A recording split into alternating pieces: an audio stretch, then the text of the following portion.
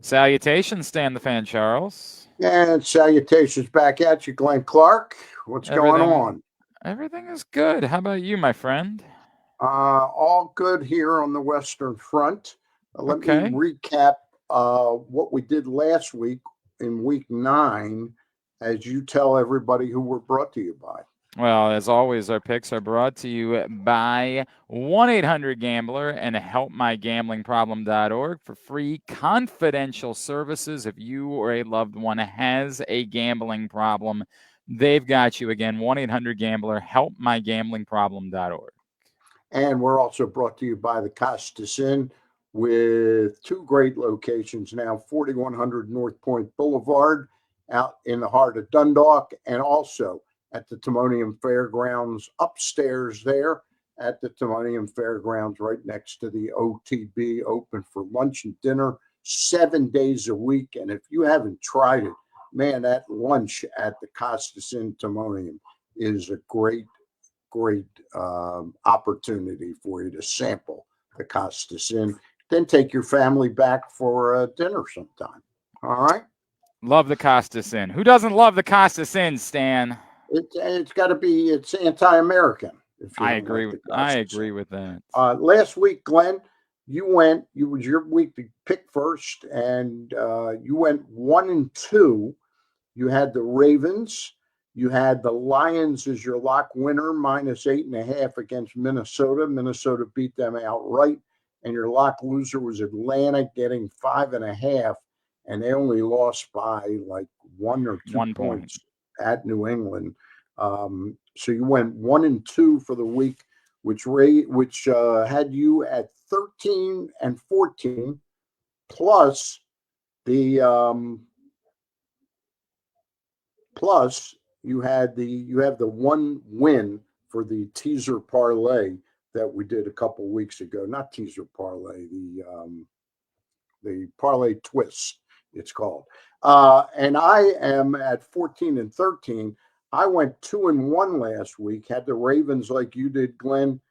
Indianapolis was my lock winner. They went in and got steamrolled by Pittsburgh, but I correctly had the Washington Commanders getting 3.5 points as my lock loser, and Seattle thrashed them at home. And in the game, lost Jaden Daniels.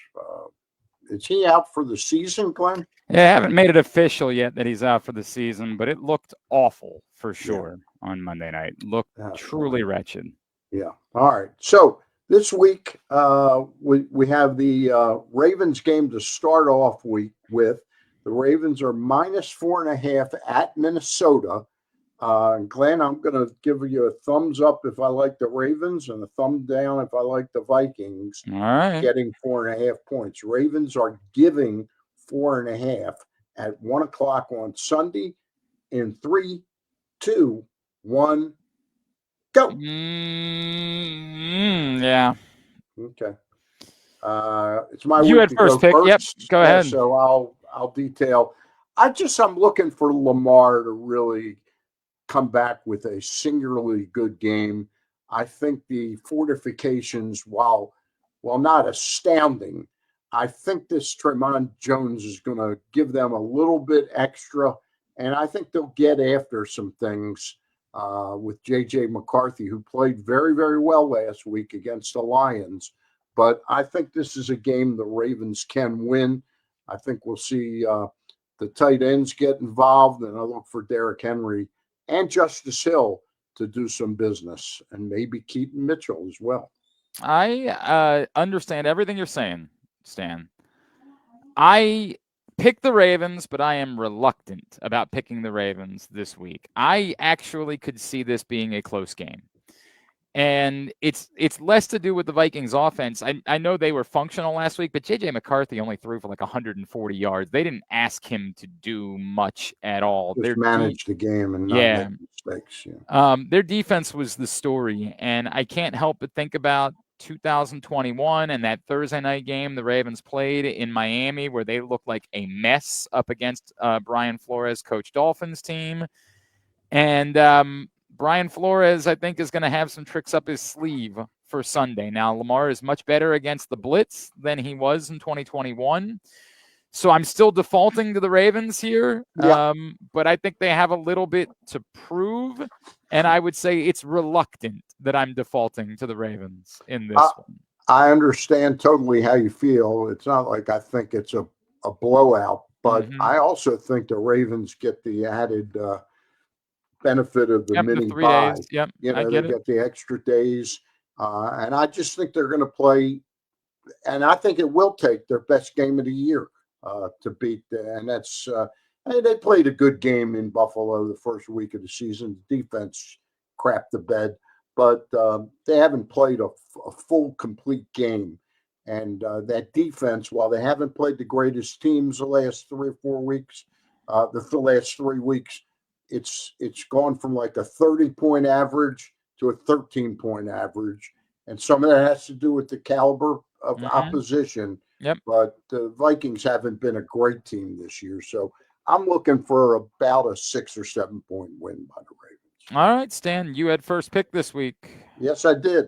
Well, you made the same pick last week, only at home. You took the Lions as your lock winner. They're Mm-hmm. going on the road after losing to the Minnesota Vikings. And I think the combination of them being kind of pissed off at how they played, and I think Dan Campbell is a great motivator.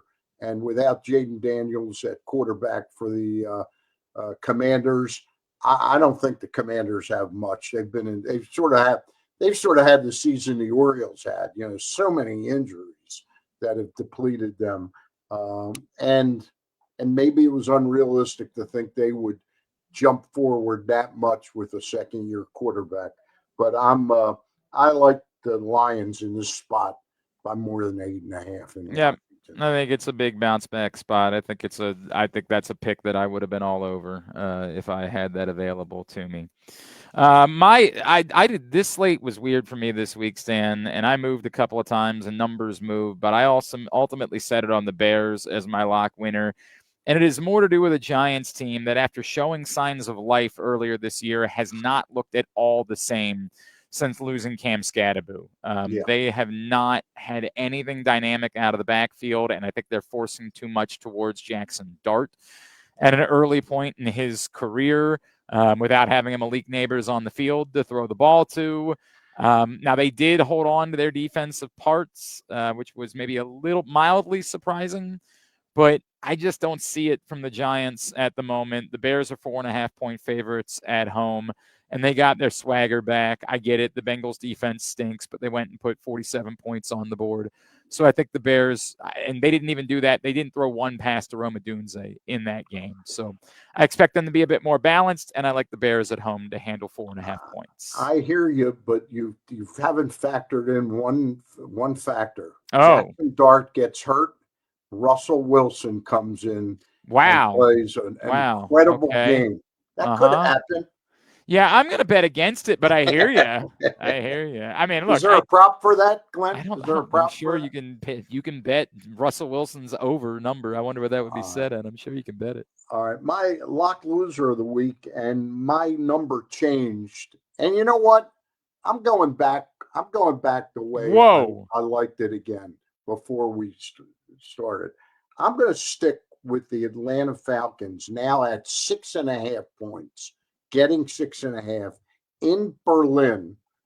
You know what? I am so torn on this now.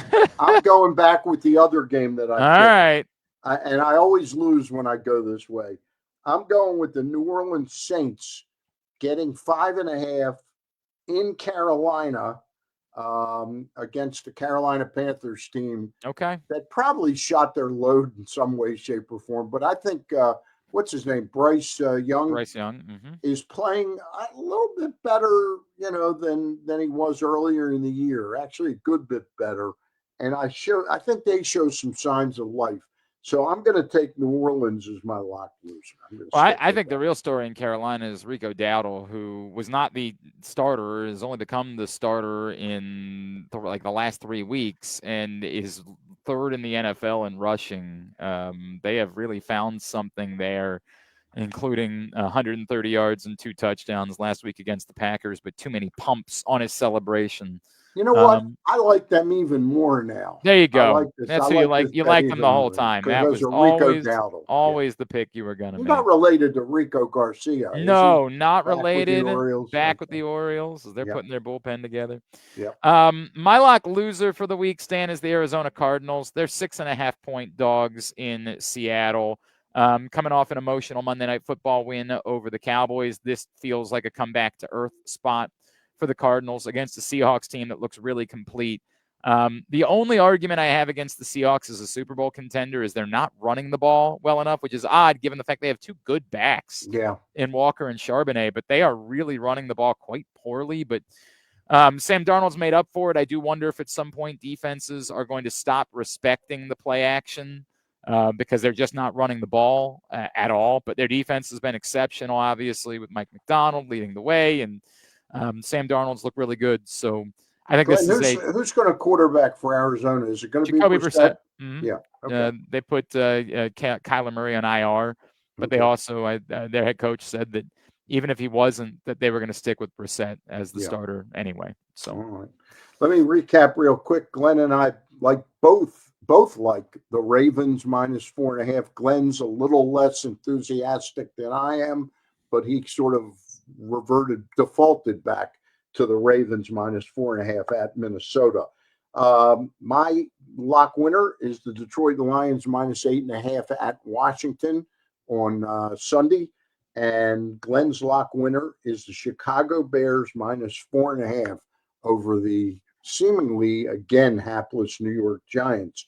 My lock loser, after some meandering around on this and a change in spread that took the Atlanta Falcons from +5.5 to +6.5, I ended up settling on the New Orleans Saints +5.5 at Carolina.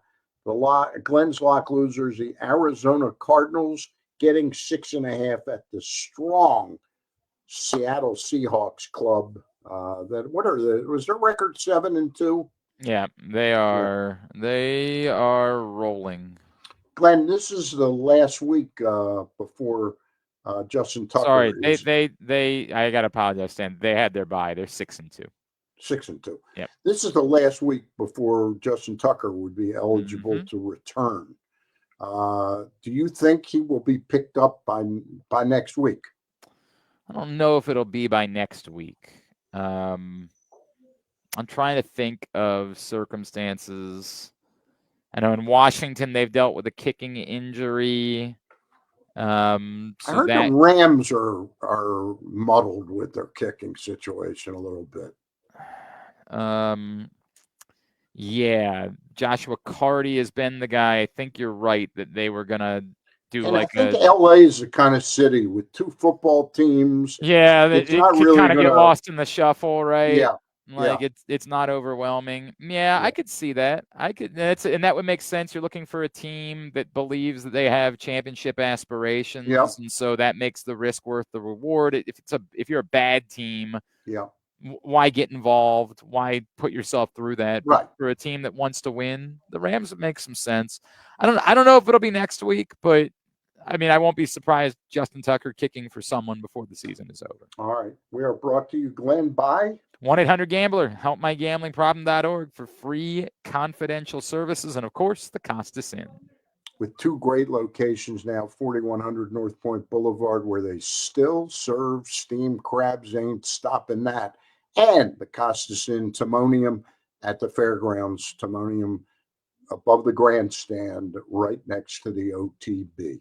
All Okay. right, Stan, we will talk to you next week. All right. Talk soon. Bye.